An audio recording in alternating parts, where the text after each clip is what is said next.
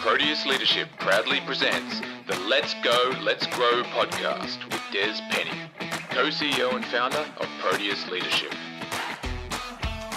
Hi everyone, welcome to the Let's Go, Let's Grow podcast. I'm Des Penny, and today I want to talk about the importance of giving your ideas a better chance of success by getting all your ducks in a row. Someone told me recently that they had a list of ideas that I should adopt for my business, and although I was very thankful for their interest, my response was this: I'm not short of ideas. In fact, I have a car park full of them. It's more about the resources to make them happen and the ability to manage them so they're sustainable. So it was really more about getting everything in place around the idea. And this made me think about a story from my childhood. I remember as a child going to my grandparents' farm just outside of Adelaide in South Australia. In fact, I lived on the farm for long periods and went to school there. And right across the lounge room wall of the farmhouse was a row of plaster ducks, all positioned in perfect line with a definite leader and a group of followers. And I'm sure some of you can relate to this, or maybe you still have them in your home. I hope not. There was just something about the row of ducks that always caught my attention. Even though my grandparents' house was full of every type of ornament and embroidery, and there were doilies everywhere. Now, don't get me started on doilies. After living for years with doilies everywhere, I now think that I have a doily phobia. Not sure if that's a real thing, but I've just created it. Anyhow, each of the grandkids, and there were many, had their names written on the bottom of each ornament throughout the house, just in case Granny died. This meant, in our own minds, that we were then entitled to that object in the will. Well, my claim was a fish tank full of stuffed birds of prey that my grandmother promised me. It seemed absolutely gross and cruel now, and something out of an Addams Family movie, but as a child they fascinated me and I didn't know any better, so they were mine. In fact, they were in the bedroom that I slept in, and today that would absolutely scare the life out of me. When my grandmother did die, well into her 90s, one of my aunties, who I never did like and still don't, swooped in like one of the birds of prey in the tank and claimed them as hers. She didn't really want them. She just thought that they'd be worth a few dollars, and so she got them and sold them immediately. But in hindsight, I don't know what I would have done with them or where I would have put them in any case. But in my mind, at the time, Granny was leaving them to me. I think, though, that they were actually far more suited to my auntie's personality, but we won't go there because we're nice, aren't we? Anyhow, I digress. Back to the ducks on the lounge room wall. It just seemed that most people, as they walked through the lounge, without discussing it, made it their business to straighten the ducks up if they had slipped and weren't in perfect unison. It's a bit like people needing to straighten a crooked picture. I certainly do that. It was just an unwritten rule that the ducks had to be in a perfect row because any one of them out of place somehow upset the whole effect. Maybe experts would unpack this to explain something about our anally retentive personalities, but some people never even notice that they were crooked. You know, running an organisation or a department and leading it into the future right now is just like the row of ducks on the wall. Changes in what we do and how and where we work from and new technology requires us to be far more diligent and organised. And I know some leaders and companies are constantly working to keep things current and relevant, while others are more like a flock of pigeons and ducks all over the place, scavenging for scraps with no structure or sense of purpose, and are leaving their future to the currents that carry them. You see, if we don't have alignment in our lives, then we're destined to constantly be frustrated and lacking any real sustainable direction. Unfortunately, when this does happen, we can become very cynical and judgmental, and that helps absolutely nothing. So we must prepare for the future, otherwise we will repeat the mistakes of the past. Anyone who leaves their destiny to chance or completely in the hands of others is destined to achieve far less than they could have if they'd been prepared to get all their ducks in a row and continue to straighten them up when they got out of alignment. You know, recently I wrote an article on creating a culture of innovation and some of the steps that we need to take for that to happen. And in the article, I mentioned the disappearance of the standalone entrepreneur and the replacement by intrapreneurs. In other words, a return to every one of us leading future innovation, not just a few. But as important as innovation is to be sustainable, it needs to be built on constantly because it is hard work, both mentally and physically. And unless we maintain the idea and get all of our ducks in a row, then what looks so promising at the time will often not last because one part of it is now out of line and needs to be straightened. But do you know what I love about the sight of ducks or geese flying in a V shape across the sky? They share the load. No one bird stays the leader. They all take their turn when the leader gets tired, and together they achieve their goal. Just like we see in a cycling team road race. How amazing is that? So what does it mean to get all our ducks in a row in our organisations?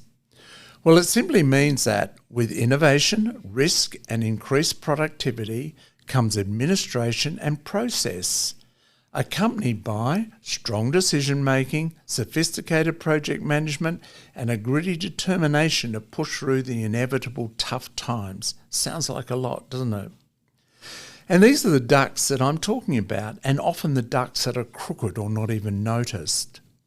But just one of them out of a line or one step left out of the process changes the whole impact of the idea. Because leadership and innovation are more than just having the idea or in fact rolling that idea out. They're about ensuring that our ideas and decisions are sustainable, that they move us forward and create new opportunities that constantly motivate us to be better and different. And this simply means that unless we pay attention to every detail and manage innovation, then the project will be out of balance and ineffective, wasting precious resources and time and leaving people disillusioned, making it much harder to introduce it again next time. You know, I've seen so many people and great ideas lost because they were not prepared to work past the idea, to bring it to life and then build it. I know we all want to be successful both personally and professionally, but to do that, we must recognise that our ideas need to be lived and managed. We need to operate with both our head in the clouds and our feet well and truly planted on the ground. I'm sure you know people just like I do who live with their heads in the clouds all the time, having lots of ideas but very little substance or follow through, and they usually get bored with the idea when things get tough. And on the other hand, there are those people we know who check everything and bog an idea down in bureaucracy. So for an idea to come to life, we need to think creatively, but also be prepared to manage the process. Because innovation is not airy-fairy, it is a process, and we must use both sides of our brain. And when we realise this, we begin to take far better care of our ideas. Nothing ever runs smoothly, but that doesn't mean that it's a bad idea. And to be an effective leader in today's workplace, we need to be able to create ideas, implement them, and then manage their road to success. So, how can we ensure that our ducks are in a row and that our ideas get the best chance of success? Well, here are 6 tips that I hope will help you to move forward with your great ideas. Tip 1. We must look forward with excitement, not hesitancy. Building a sustainable future does not happen through hit and miss ideas and activities. A leader needs to be a warrior of hope. And we must be completely committed to our ideas and projects, believing that they will actually pave the way for opportunity and success. Because people will never support an idea that's shaky or approached in a hesitant way. They want to work at something that has a great chance at success and see a clear picture of how the idea will bring about positive change for them. They want to work with a leader who sees the big picture and no matter what's happening remains positive. So, if you do want a sustainable future, then you must believe in what you are trying to achieve and approach it with vigour and enthusiasm, not hesitancy. Remember, enthusiasm is absolutely contagious. Tip number 2, adapt to your changing environment. It simply does not matter how old you are or how long you've been doing something. Change is happening all around us constantly, and we must adapt. Research tells us that people who have a fixed mindset will not only have a miserable life, but they will create the same misery for the people around them. I'm sure that you have seen that demonstrated by people close to you, or in fact, you may even do it yourself at times. And as blunt as this statement might be, I actually make no apologies for it. And it's this: we need to adapt to our changing environment or get out of the way and let others with vision get on with the job. By the way, that statement will only offend people who are actually in the way. Tip number 3, build innovation into everything you do. I've spoken and written about this so often, but I cannot speak about building a sustainable future without again highlighting the need for everyone within the organisation to adopt an innovation mentality. The future will not be created by a single organisation guru anymore. It will be created and led by everyone, thinking about how things could be done better and then feeling safe enough to act on their convictions. And I believe that if we spend as much time on building the innovation DNA into our businesses and our leaders as we do in managing chaos, then we would see a total shift in both behaviour and productivity. You know, most of the answers that we need for ourselves and for our businesses are right there in front of us, but we must be brave enough to seek them out and then to act on them. Tip number 4, the paradox of technology. You know, embracing technology means getting rid of that thinking that believes that technology will replace everything. It simply won't. What technology is doing is allowing us to do what we do better and differently, and then some. It's not a fad anymore. It's a part of the world we live in and what building a sustainable future is all about. Using the analogy of getting our ducks in a row, technology is currently the leading duck on the wall, and when we get in line with it and embrace where it's taking us, then we will be in unison with each other.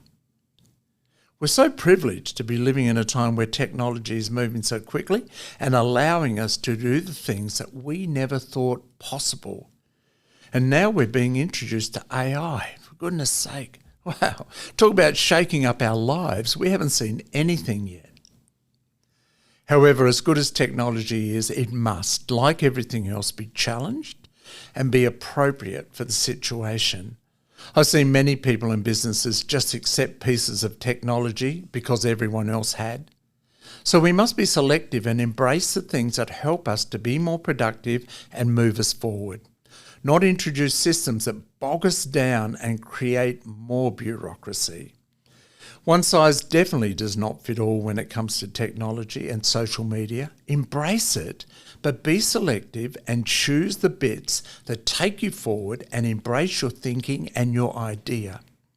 Remember, technology just gives us a new set of skills and a different toolbox to work with. That's all. But it is an important part of the process. Tip number 5. We're currently in a period of time where the catch cry is to work smarter, not harder. I agree with this, but again the paradox is that the smarter we work, the more productive we are and the more ideas we make happen, which results in needing to work even harder. But you cannot achieve anything meaningful without work. and a good work ethic. And that includes working hard. Yes, working hard. That's why they call it work. So if we are always looking for shortcuts and ways to cut down on our workload, then we'll certainly frustrate ourselves far more than if we got on and did it and made a few mistakes along the way. Sure, look for better and more efficient ways to achieve the results you're aiming for, but never be under the misconception that anything is achieved without hard work. That's why some people succeed and others don't. Some people are dreamers, always coming up with ideas but never making anything happen.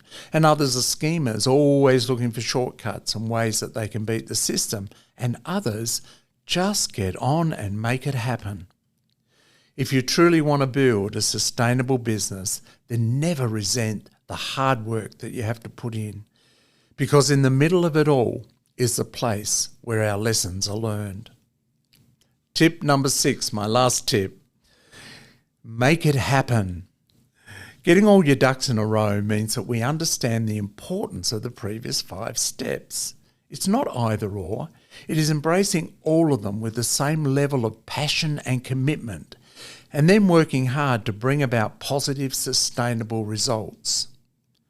I'm incredibly optimistic about the future of business and leadership in Australia, but I'm also very aware that to bring about the changes that we desire is up to us. And it will depend on the attitude we have towards growing ideas and seeing them through or letting them go too early. So next time you're at Grandma's house, or in fact your workplace, straighten the ducks up and get them back into order so that they are all heading in the same direction. Because this is the only way that we can build sustainable lives and sustainable businesses. But keep coming up with those ideas. But if you want to bring them to life and give them a better chance of success, recognize and action the things that you need to do. Remember, keep straightening your ducks and keep them in a row. They will not only look better, but they will also result in much better outcomes. Also, remember, innovation is an exciting process that we all have the capacity to adopt if we have the desire. So whatever it is you've been thinking about, go make it happen. You've been listening to the Let's Go, Let's Grow podcast. I'm Des Penny, thanking you for listening, and I encourage you to sign up on your favourite podcast platform so that you can enjoy further episodes as they drop.